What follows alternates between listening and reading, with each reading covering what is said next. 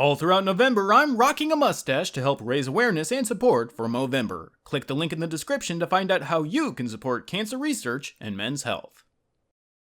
Every so often, I have to remind myself why we as a society invented the phrase rose-tinted glasses. Nostalgia as a concept and phenomena is a balm of sorts that returns us to a time when worries were few and far between and simplicity was the MO. It's an escape as much as a treatment, and that is what is so deceptive about it. And as I think about my own past as an otaku, I invariably think about the halcyon days of Adult Swim and all the anime I used to watch on the block, including Android Kikaider, the animation. Back in the summer of 2003, I remember sitting down late at night and tuning into Adult Swim and watching the block from beginning to end. Kikaider was never the draw for me, personally, as it was just a part of the whole. It was the block itself that I tuned in for, not necessarily any one show. In that way, Kikaider is kind of the perfect anime to look at for an Adult Swim retrospective, because I feel it embodies what tuning into Adult Swim was like for me, and I'm sure a lot of others. And just like a lot of others, I remember liking Android Kikaider. Or maybe I just remember wanting to watch it, which isn't the same thing. And that should have been my first warning. After announcing that Kikaider was coming up next, a good number of you in the comments chimed in saying that you, as well, remember liking Kikaider and couldn't think that the show was actually hot garbage as I insinuated. And you know what? I know where all of you are coming from because I was in the same boat as all of you. But as I rewatched it for this review, having not seen it since its first broadcast, I was absolutely shocked. Partly because of how terrible it is, but mostly because of how much I didn't remember, or how much I inadvertently pushed out of my memory. Maybe we were just fooling ourselves, or maybe we were just dumb teenagers that were still in awe over the fact that we were watching anime on late night television. But whatever the reason may be, it's time for us to take off the glasses. This is Android Kikaider, the animation. You are strongly cautioned. The following contains obvious scenes of allegories, sophomoric metaphors, and eye-rolling self-pity and is not recommended for college film students or Morrissey fans.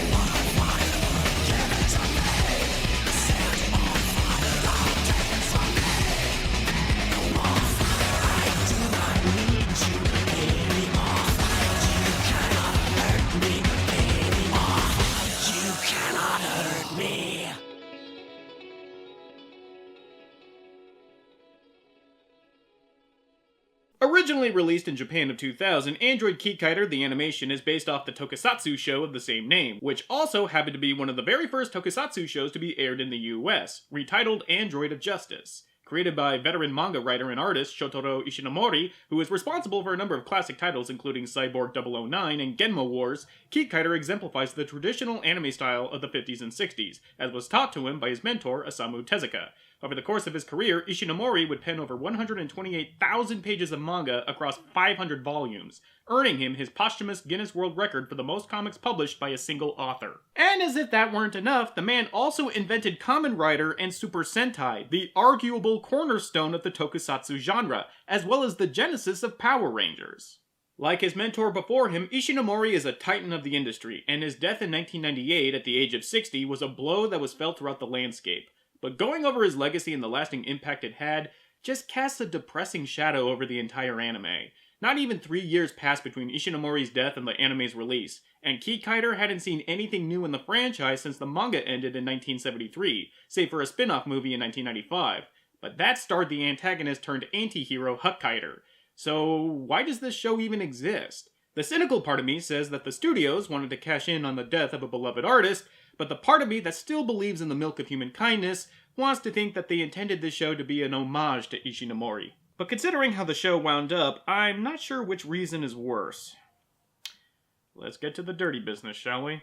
First off, what is the eponymous Kikaider? Well, he's an android created by one Dr. Komiyoji, and already you can tell that Ishinomori took more than just style from Tezuka, whose lab has been attacked by forces unknown, and his daughter Mitsuko and son Masaru are left picking up the pieces in a missing father. Is this my voice? This reflection. This is me? Yeah, how did Kikaider get there? We see him in stasis as the lab went up in flames, and then bam, he's fine and dandy with a, oh dear Christ, that stupid guitar. No explanation given about the guitar either. Apparently, Dr. Komioji just wanted Kikaider to be able to disguise himself as that douchebag at every single frat party.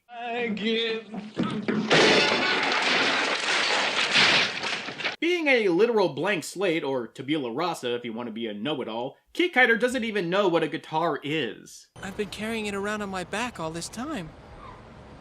And I don't even know what this thing is called. Huh? Which begs the question of why he's even lugging it around if he doesn't even know what it... Okay, alright. Let's start over. There's a big kerfuffle going on with internet criticism regarding the sheer presence of one subject that seems to be the gravity well by which all discourse seems incapable of escaping. Plot holes and how much importance we tie to it. There are plenty of hot takes on the subject, and I doubt that I can really add anything meaningful to the discourse, or tantrums if we're being honest, but here's my 2 cents regardless. Every movie has plot holes. From the critically lauded to the panned, every single film has plot holes. If you're looking for them. For me, part of the unwritten rules of film is that their job entails making the audience forget that they're watching a movie. They involve them in the story and what's happening, and by doing so, the audience forgives the slip-ups and miscues that would otherwise clue them in that this isn't reality. Honestly, ask yourself, are you really that bothered that no one was around to hear Charles Foster Kane say, Rosebud? I tell you, Thompson, a man's dying words. What were they? You don't read the papers. When Charles Foster Kane died, he said just one word. Rosebud. Oh, you would have no way of knowing that. The entire movie is moot. -5 stars. Oh, sure, it might seem kind of rewarding in the most shallowest sense possible, because pointing out plot holes comes with it the putting on airs of intellectual superiority, as if doing that proves that you're smarter than the people who made it. Of course, this kind of behavior has been the target of ridicule for years, and cue the obligatory Simpsons did it clip. I mean, what are we, to believe that this is some sort of, magic xylophone or something? Boy, I really hope somebody got fired for that blunder. But the heart of the matter isn't that it's intellectually lazy, even though it kind of is, it's that it speaks to a very backwards-ass sort of mindset. If you're focusing entirely on what a movie does wrong, especially on matters that might not have anything to do with the story itself, then you're not looking at what a film does right, and that is being dishonest. With that said... a film needs to be able to overcome its faults with its story, characters, etc. to be able to earn the right for audience leniency. The reason why no one even brought up the whole Rosebud angle for years was because people were focusing on what the film did right after all. But if a film, TV series, what have you, is unable to get you to care about what is going on, then what is wrong with the story becomes more and more apparent and harder to ignore. So why have I been only talking about the somewhat minor nitpicky details of Android Kikaider so far? It's because the story and characters suck. Trying to surmise the details of the series is difficult because there's no one area of the anime that is really at fault for what makes Kikaider fail so hard. It's really a tandem effort. The lackluster, if not annoying characters make the already trite, boring, and insipid story worse, which only compounds the stupid plot holes that are created by the actions of the characters. It's a serpent eating its own tail. And I can't tell if I'm starting at the head or the tail. So, seeing as how this is devolving pretty fast into a free-for-all, I suppose trying to disassemble the story should at least give us some semblance of structure. So, missing scientist father, escaped experimental android equipped with something what the show dubs a conscience circuit, and a mysterious looming figure that has the worst taste in fashion.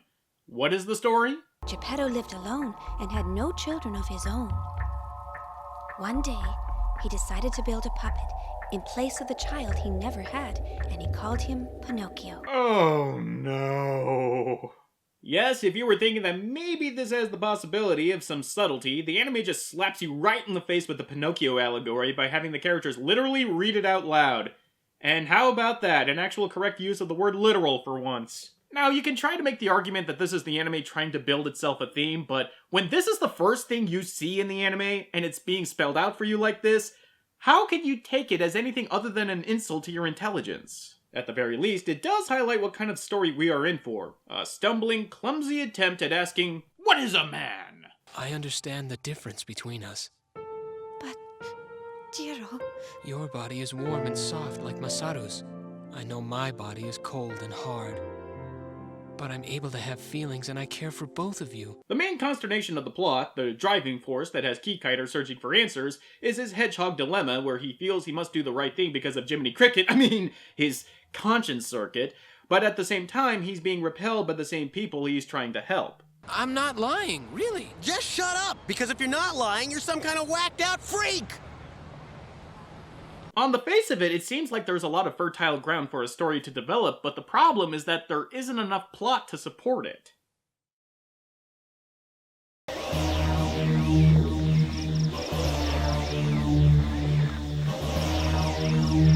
Anime event will return in a moment.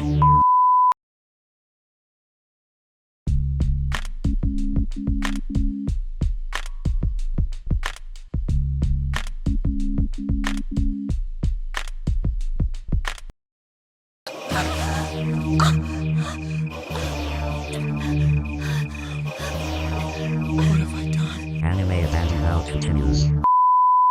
The first half of the 13-episode series is Kikaider running away from Mitsuko and her brother, ashamed of his identity and all these feels. Please don't.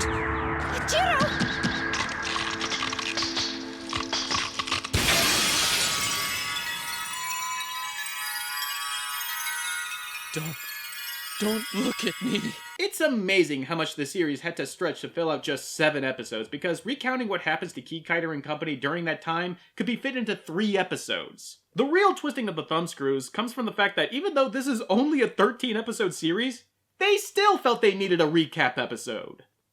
Furious rain. Lonely rain.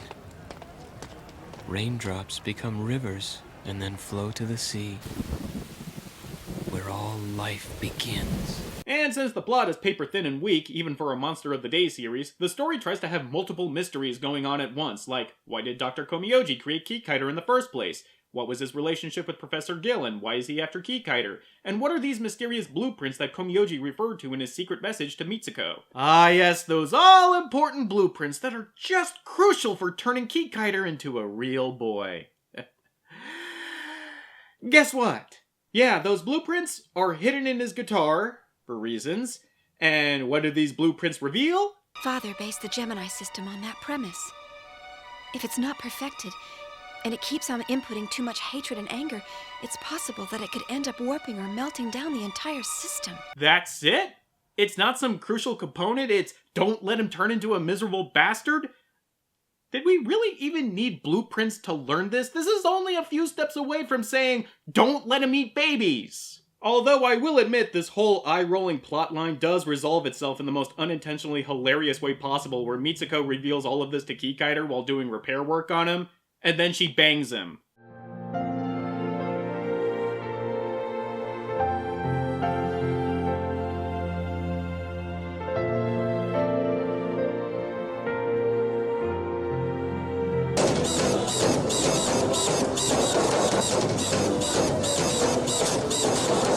And after that guffaw-worthy love scene, he just leaves her ass sleeping. He's a real boy after all. It's just like watching a child grow. He's such a chip off the old motherboard. The other questions just reveal obvious duh answers. Apparently, Dr. Komiyoji had a son that died in an accident, but spoilers, it was no accident, and it was a setup by Professor Gill to get him to trust him in his funding, so he can co-opt Komiyoji's robot research and take over the world, even going so far as to get his personal secretary to marry Komiyoji and have his children. You know, just to make double sure that he trusts him, I guess. The hell of it is that even when the characters learn all about this, they still somehow need even more proof. This is your mother, huh? Yes, with my father and me. I'm not sure, but I think there's a connection between her and Professor Gill. Moron, you already know your mother was an agent for Professor Gill. What could you possibly learn from doing this? Again, all of this is happening just to fill out a runtime. It is so transparent that I wonder why they even bothered to make this show at all. If you're not even pretending to care, why the hell should I? Perhaps this could have been forgiven if the characters were the least bit engaging, or you liked them a little bit. Or, you know, you didn't want them all to die in a fiery car crash. That would help. Since the story is about Kikaider learning to be a real boy, and god, that sentence nearly made me retch, his characterization is one of a simpleton, a bumbling, naive do-gooder that is oddly selective about what he does and does not know. What am I supposed to do? Oh, I don't know. Why don't you tell me a story or something? A story? Sure, why not? just one problem. What's a story? Okay, how in the world do you not know what a story is? Did the boomy booms blow up all your wordy word books? You mean dictionaries? So he doesn't know what a story is, but he somehow knows what a reflection is. And he's also capable of analyzing patterns and instructions to become a world-class guitar player in seconds. But the concept of a story eludes him? What, is his memory bank Wikipedia and no one has made an entry on it yet? But this is just systemic to the root problem of Kikaider, or Jiro in his human form. The plot is so dependent upon him being conveniently stupid and maudlin that he becomes infuriating. The first half of the series is Jiro running away from Mitsuko and company because, well... She's alright, Jiro. Please don't let it near me! Keep it away! It's a monster! Monster! I'm a monster! Yeah, he's buying into the whole abomination angle and gets a bad case of the mopey mopes. Oh, gee, this song and dance. Again. This would be bad enough, but the plot rears its ugly head by taking this little notion of Jiro's and then uses it to stretch the story to the breaking point. He flip-flops between self-centered and focusing on his own feelings of being alone and cursing his existence, and being Dudley Do-Right and poke his nose in other people's business. Apparently, his time helping out strangers was supposed to impart upon him the value of these emotions and teach him what it means to be human, so he can return to Mitsuko, but the execution just leaves me frothing at the mouth. You are worthless! You may be right, but still, there's someone that I want to see! And that's why I'm running away from her!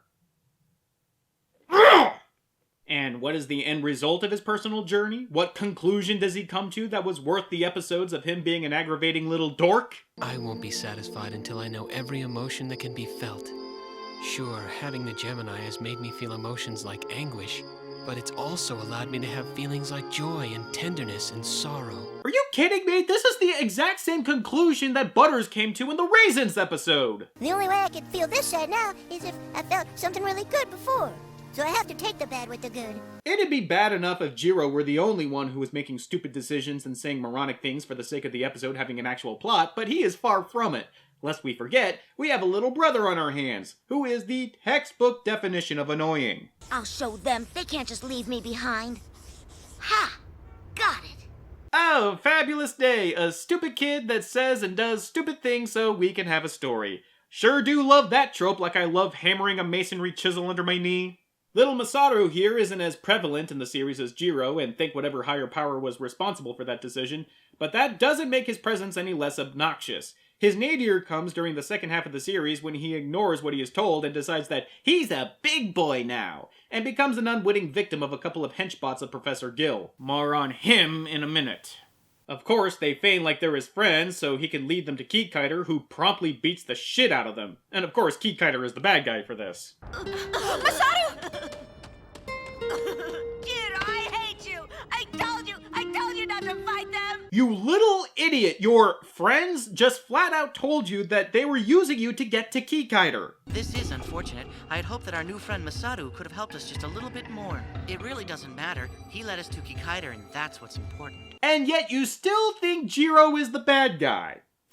And the real kick in the balls is that the anime seems to think so too. Considering the fact that the show hangs on shots of Kikaider's guilt over his actions, the show obviously expects us to feel bad for Masaru, but kid, you got played. And Kikaider defended not only himself, but your sister and your dumb little ass. This is not the harrowing Sophie's Choice the show is trying to make it out to be. This disconnect between character motivation and action is part and parcel of what makes Android Kikaider so teeth-grindingly irritating to watch, and no character can seem to escape it, especially the villain. Yes, the cheesy villain of our soap opera, Professor Gill. If there is a more obviously dressed bad guy in anime, I don't know who it'd be. And he's almost the worst part about the show. I mean, for a series that is trying to answer the tough questions like what it means to be human, the guy is painfully one-dimensional, and just as nonsensical as everyone else in the show. He just wants to take over the world. That's his entire motivation as far as the story is concerned, with only his irrational hatred of Kikaider being his defining characteristic.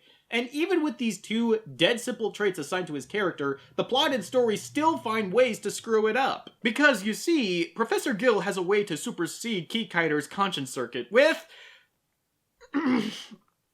a magic flute.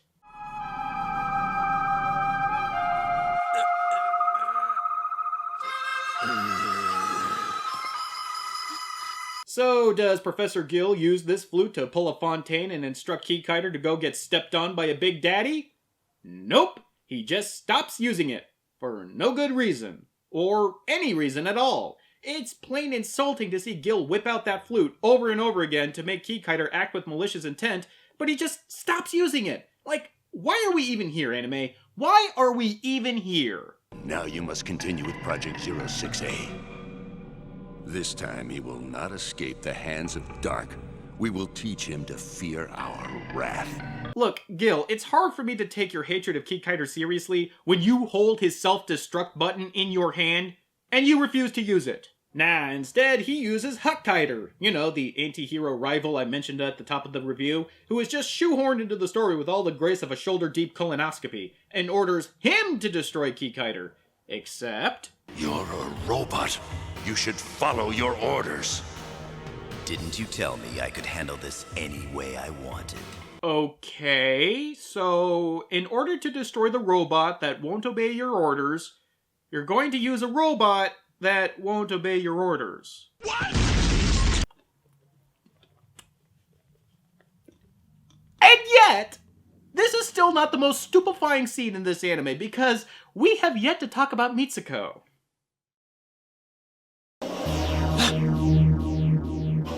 Always hesitate. That is your weakness, Kikaider. Anime abandon will return in a moment. Now you can't allow yourself to give in to hate! Jiro! Anime abandon now continues. By far and away, the most exasperating character in the cast is Mitsuko, who is arguably the main character of the show. After all, she's where the plot is focused on half the time, what with the many questions about her father, his work, and the rest of her family. She's the one we, the audience, follow on her pursuit after Kikaider when he runs away at the beginning of the series, involving herself with a depressingly useless detective and his assistant. For all intents and purposes, they're extraneous to the plot and only really serve to be kidnapping fodder for Professor Gill and his robots. Like we didn't have enough of them already. But because the story is hung up on Mitsuko, her terrible characterization is made all that much more obvious and unmissable. I can't tell you how many times an important plot detail is dropped into the narrative lap by her suddenly remembering a detail from the past. I remember now. That time How could I have forgotten? The memo I found that day, it was the basis for the Gemini system. Nor can I tell you why she suddenly wants to pursue Kikaider and believe that he's a good robot when the last time she saw him, he choked her out and nearly killed her. But I don't hear anything.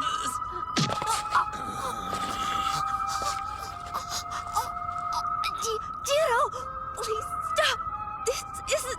I know this isn't really you. And no, at this point in the story, she knows nothing of Professor Gill or his magic flute. So all she knows for certain is that her father created this erratic android that goes from Robbie the robot to kill all humans! I can't tell you any of this, but I can tell you the moment she, and by extension all of Android Kikaider, broke me. Now, I've been doing Anime Abandoned for almost 8 years, and I've been shocked before, I've certainly been angered, and I have been let down by many a title.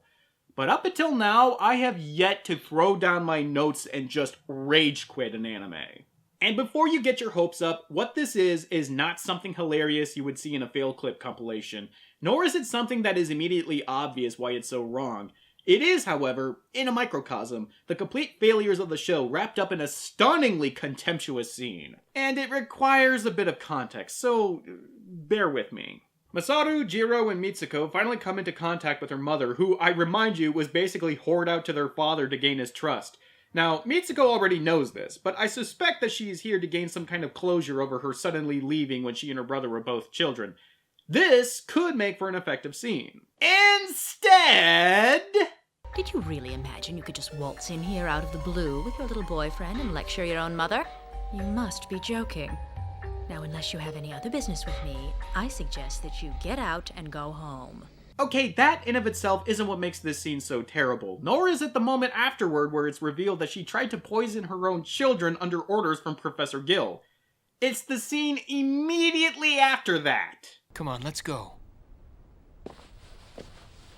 No, Jiro. I'm gonna talk to her one more time. I'm not exaggerating when I tell you this, but when this happened, I threw a tantrum. It was such a slap to the face to me that I couldn't stop myself from kicking my legs and flailing my arms in the air like a petulant child. And I'm ashamed of myself for doing that. And I know it doesn't reflect well on me as a person, but you have to understand. It was the sheer audacity that got to me. They obviously did not give one tiny, microscopic particle of a gerbil shit about what they were writing. They just needed for it to meet a 22-minute running time. That was it. And that fact just got to me. It was the only time I ever truly felt that an anime was deliberately and obstinately wasting my time. And that feeling gave me this apoplectic fit that I kind of hate myself for having. It's not funny, it's not even all that interesting. It's just maddening. And the OVA is even worse! Yup, not satisfied with just a television series, the studios decided to poop in the punch bowl by excreting out a 4-episode OVA series that dovetails from where the show left off. Kind of. You see, while it's established that the OVA is taking place after the series, there is quite a lot left out in the interim. Recapping the story of the OVA is utterly pointless, because there is no story, made evident by the fact that the anime just starts off with Kikaider already having met a woman with a kid. Said kid belongs to Professor Gill, who is supposed to be this emotional engine that powers his superweapon that will allow him world conquest, but we never see Kikaider meeting the kid or the woman. They never elaborate on it either. He just happens upon them and we're expected to not think about it. Is this about him? This boy's father is... He's a scientist named Professor Gill. And that's all the backstory we ever get. The entire OVA is just an excuse to shoehorn all the missing Kikaider characters that missed the television series. Ladies and gentlemen, meet Kikaider's 01, 00, and Bijinder, who has sonic boob lasers. Now that wasn't nice, but it's going to make killing you a lot more fun. Is it cold in here? If the anime had to be stupid, why couldn't it be this kind of stupid? Again, I know it seems like I'm rushing through this entire OVA series, but I promise you there is nothing here story-wise. The new Kikaiders have barely any sense of characterization, with 01 being a brash, cocky jackass, and 00 being a dull, boring block of wood. The series is too short to do anything substantial with them as characters, or even introduce these characters with any kind of natural flow. They just poof into the story. Oh, and then there's the fact that Professor Gill died at the end of the television series, but, spoilers, he put his brain in a Kikaider body, and how dare you think that I would sully C-Lab 2021 by playing a clip? Yeah, he fell to his death at the end of the show, except, psych your mind, he puts his mind in a robot body thanks to his most loyal lackeys we've never seen before. Or will ever see again. And apparently, his plan was to use his own son to power his doomsday device that turns out to be a gigantic walking robot. And somehow this woman got his son, both of whom we have never seen in the TV series, away from Professor Gill. But, psych your mind again, this was all just according to Keikaku. Now you understand. This is your true form. It can't be. No! Ha-ha! My evil plan to trick a gynoid into thinking she isn't a gynoid, and thereby kidnapping my own son, thus delaying my own plans for world domination, has come true! What am I even doing? And this all leads to the mother of all melodramatic climaxes where Kikaider is abducted by Gill and implanted with an evil heart that which Gill calls the submission circuit, which allows Kikaider to become fully human, capable of good and evil, killing Gill once and for all. Now, before I elaborate further on the ending, I need to bring up one last thing.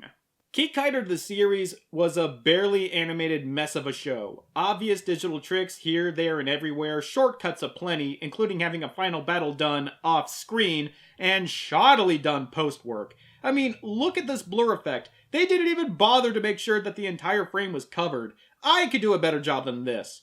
Not only that, but for some insane reason, they animated the show itself in 24 frames per second, but they chose to digitally edit in 60 frames per second. So you get these weird, jarring moments where it looks like you forgot to take off motion smoothing on your television. The OVA, on the other hand, well, it started off okay, but by the end of the series... Wait till you see the... No, no, no, no.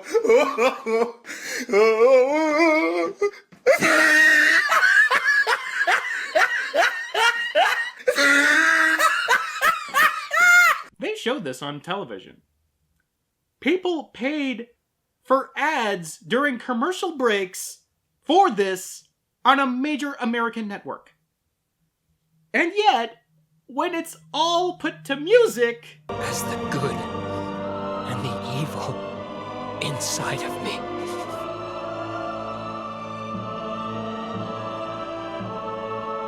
Struggle in my heart forever. It's just tragically and hysterically mushy.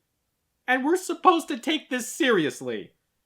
This is just the anime raising its leg and whizzing on all our shoes. There was one final special that was made for Android Kikaider, but it never made its way to the States in any form, and frankly, good. Japan can keep it. It is very rare that I feel so utterly insulted for having watched something for Anime Abandoned, but by far and away, Android Kikaider pissed me off more than anything I've ever covered, which makes it a contender for one of the worst I've ever reviewed. Right now, the experience is too fresh for me to properly judge if it deserves the title or not, but as I'm feeling at this moment, Android Kikaider is just a simpering, wasteful, sorry excuse for an anime, and the most telling thing I can say about it is that I hope this was all just a cynical cash grab, because if the creators intended this to honor the memory of Ishinomori, then I think it would have been more respectful if they dug up his body and reenacted the entire live-action show with his corpse strung up like a marionette. Now I know how Roger Ebert felt after watching North. I hated this movie. Hated this movie. Hated it. Hated every simpering, stupid, vacant, audience-insulting moment of it. And the fact that at one point in my life I was excited to see this is a cringing, depressing fact about myself that I'm just not ready to face yet. So, if it's all the same to you guys, I want to close out Adult Swim Month with something that's better, but it's also more complicated. Till next time.